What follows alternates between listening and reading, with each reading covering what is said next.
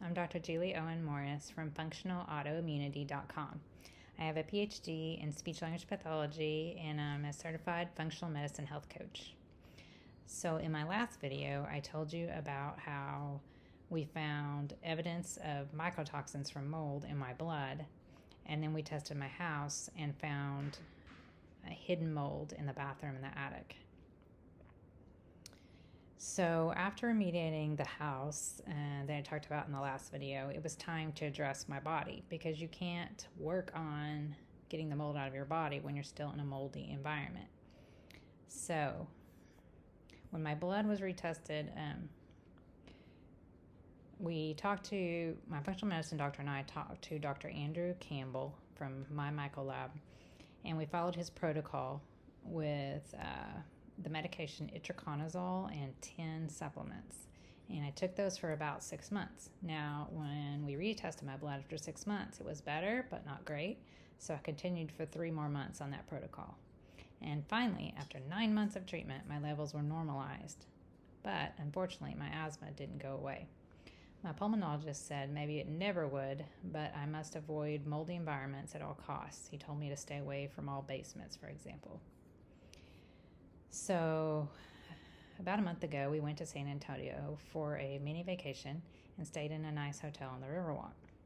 However, just as we stepped off the elevator onto our assigned floor, we were hit with a musty, moldy odor, and we saw fans blowing on the carpet. Inside our room, the odor was not quite as strong, but part of the carpet was wet there too. And within minutes, my nose started running, I got a sore throat. We decided we couldn't spend the night there and switched to another floor. The damage was done though.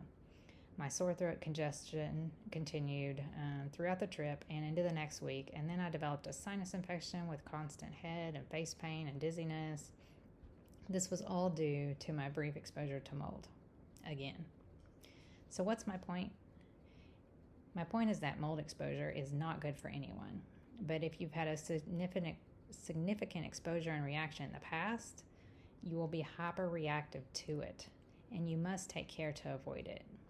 My second point is that if you have weird symptoms that nobody can understand, it might be time to take a look at mold as the culprit.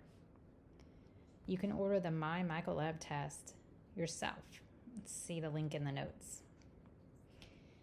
If you find that you've been exposed to mycotoxins, then you need to work with a functional medicine doctor to remediate that. For other resources, I highly recommend the book Toxic by Neil Nathan, the link below.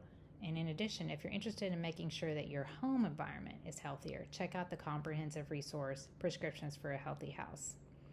That link is also below. Mold is damaging to your brain, your lungs, and your overall health. If you suspect it, do something. Do not continue to live in a moldy environment. Yes, it's complicated, but with these resources, there are things you can do to feel better. Thanks for listening, and remember to check out functionalautoimmunity.com.